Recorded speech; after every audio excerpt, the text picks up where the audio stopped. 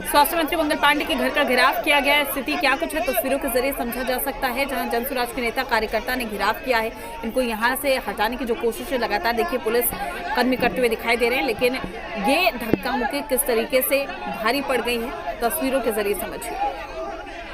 तो हटाने के लिए कड़ी मशक्कत यहाँ पर करनी पड़ी है और देख सकते हैं आप यहाँ पर महिलाएं भी शामिल हैं इस घेराव में। जनसुराज के नेता और कार्यकर्ता ने एक घेराव किया है। पहले से ही ज्ञापन दिया था जनसुराज के ओर से, कई सारी बातें जो है वो कही गई थी। मुख्यमंत्री नीतीश कुमार को पत्र लिखे गए थे। मुजफ्फरपुर का जो कांड हुआ था उसको लेकर और पीएमसीएच में जो यहाँ पे जिस तरीके से बच्ची के दुष्कर्म के बाद की स्थितियाँ थी और घंटों वेट करना पड़ा था, और उस परिस्थिति को लेकर तो यहाँ पे जमकर प्रदर्शन और इसके अलावा पुलिस बल ने उन्हें डिस्पर्स करने को लेकर हल्का बल प्रयोग किया और सभी लोग जो है वो यहाँ पे इधर उधर हो गए हैं। अभी प्रदेश अध्यक्ष यहाँ पे उपस्थित हैं और उनका अब ये कहना है कि चूंकि इतना गंभीर मसला मुद्दा है तो लिहाजा स्वास्थ्य मंत्री मंगल पांडे इस्तीफा